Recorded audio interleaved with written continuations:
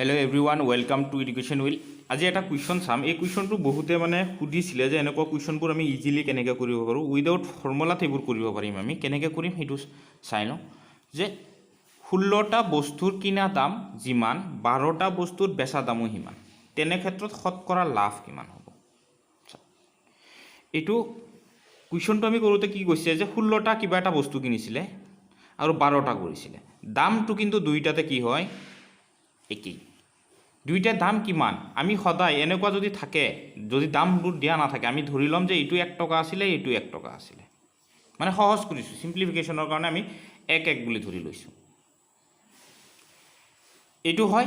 বা আমি এনেকুৱা কৰিব পাৰোঁ যে 100 টকা ধৰিলেতো আৰু ইজি। 100 টকা যদি আমি ধৰোঁ তেতিয়াহ'লেও আমি কৰিব পাৰোঁ। তেতিয়াহ'লে আমি প্ৰথমত কি কৰিব লাগে, ইয়াৰ এমটো এনেকুৱা হ'ব লাগে, এই যিকেইটা বস্তু আছে 16টা আৰু 12টা, ইহঁতৰ লসাগু ল'ম।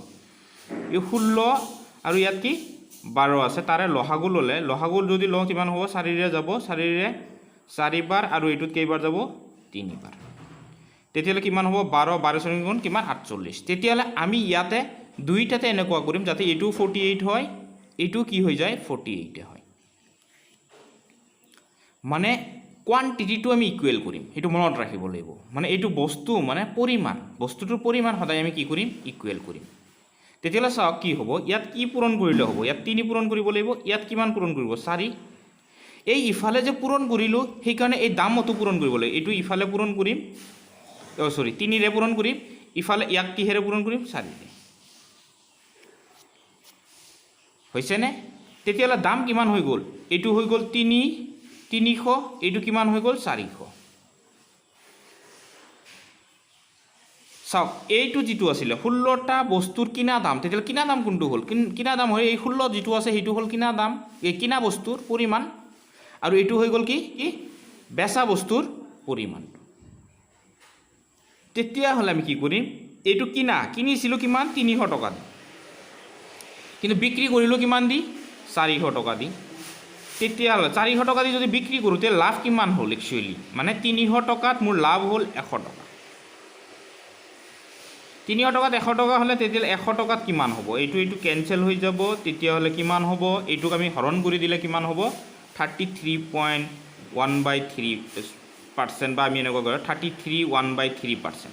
এইটোক আৰু এনেকুৱাকৈও থাকিব পাৰে 33.33%। যদি ভগ্নাংশত থাকে এনেকুৱা, এইটো থাকিলে। মই আকৌ এবাৰ বুজাই দিছোঁ বস্তুটো কেনেকৈ কৰিব লাগিব। সদায় এই অংকটো কৰিবলৈ হ'লে যিটো কোৱান্টিটি আছে সেই কোৱান্টিটিটো আমি কি কৰিম, একেই কৰিম। কোৱান্টিটি কি, ইয়াতে 16টা, এইটো কিমান আছে, 12টা। আমাৰ এমটো কি হ'ব লাগিব, কোৱান্টিটি সমান কৰিব লাগিব। আৰু যেতিয়া সমান কৰিব লাগে তেতিয়া আমি এই কোৱান্টিটিটোৰ লসাগু ল'ম।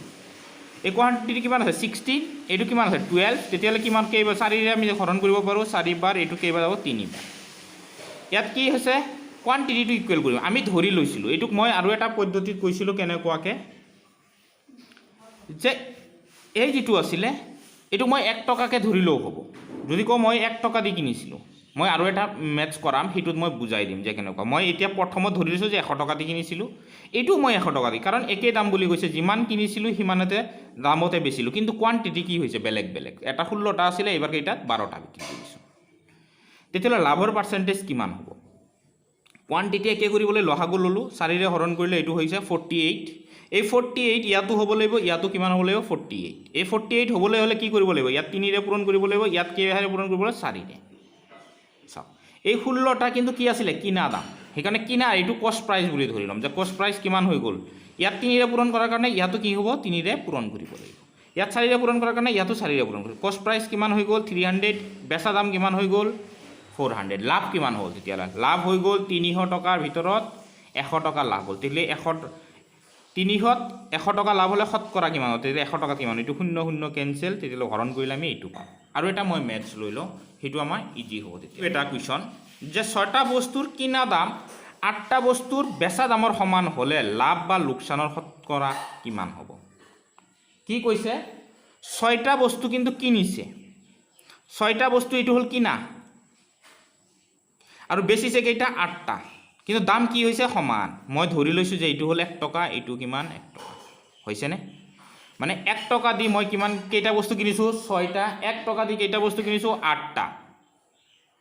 তেতিয়াহ'লে মই কি কৰিব লাগিব, মোৰ কথা হ'ল যে কোৱান্টিটিটো কি কৰিব লাগিব, ইকুৱেল কৰিব লাগিব। কোৱান্টিটি ইকুৱেল কৰাৰ কাৰণে কি নিয়ম, এই দুটাৰ কি লসাগু, এই দুটাৰ লসাগু কিমান হ'ব চাওক, 6 আৰু 8, তেতিয়াহ'লে কিহেৰে যাব, 2ৰে 3, ইয়াতে কেইবাৰ 4 বাৰ, কিমান হৈ গ'ল 8 3 গুণ কিমান 24, তেতিয়াহ'লে লসাগু কিমান হৈছে 24, 24 ইয়াতো কি হ'ব লাগিব 24 হ'ব লাগিব। তেতিয়াহ'লে 24 হ'বলৈ ইয়াত কিহেৰে পূৰণ কৰিব লাগিব, 3ৰে, ইয়াত কিহেৰে পূৰণ কৰিব 4ৰে,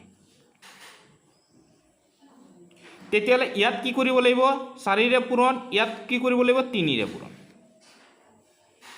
হৈছে। এতিয়া কিমান হৈ গ'ল, এইটো পূৰণ কৰিলে এইটো কি আছিলে, এইটো হ'ল টকা, এইটো টকা হয়, এইটো কিনা আছিলে, এইটো কি আছিলে বেচা। চাওক কিনিছিল কিমান 4 1 গুণে 4 আৰু বেচিলে কিমান 3, 4 টকা দি কিনি কেই টকাত বিক্ৰী কৰিলে বস্তু, এতিয়া চাওক এটাতো নহয় এইকেইটা যায়, সেইকাৰণে কোৱান্টিটি সমান কৰিলোঁ না, যে 24টা বস্তু কিনিছিল 4 টকা দি, আকৌ কি কৰিলে 24টা বস্তু কিন্তু বিক্ৰী কৰিলে 3 টকা দি, তেতিয়াহ'লে কি হৈছে, লছ হৈছে না লাভ হৈছে, লছ হৈছে। কিমান লছ হৈছে, কাৰণ এইটো কম আছে, কিনাটো 4 টকা কিন্তু বেচিলে 3 টকা 24টা বস্তুৱে, সেইকাৰণে 4 টকাত লছ কিমান হৈছে 1 টকা। তেতিয়াহ'লে 25 টকাত 100 টকাত কিমান লছ হ'ব, 100 টকাত কিমান লছ হৈছে, এইটো 4ৰে কাটিলে কেইবাৰ যাব 25, তেতিয়াহ'লে কিমান পাৰ্চেণ্ট লছ হৈছে, 50% কি হৈছে লছ হৈছে।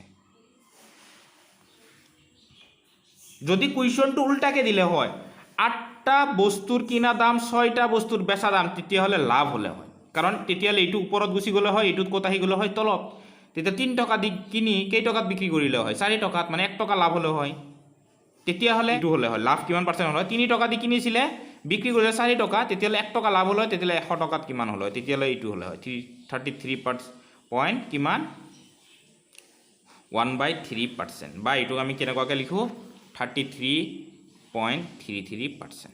এনেকুৱা কুৱেশ্যনবোৰ আহে, বহুত পাজলিং যেন লাগে কিন্তু একো নাই, এইটোক আমি খালি কি এটাই এম কৰিব লাগিব যে কোৱান্টিটিটো আমি কি কৰিম ছেম ৰাখিম, সদায় কোৱান্টিটিটো ছেম ৰাখি দামটো আমি চাম যে কিমান টকা বাঢ়িল বা কমিল, যিমান বাঢ়ি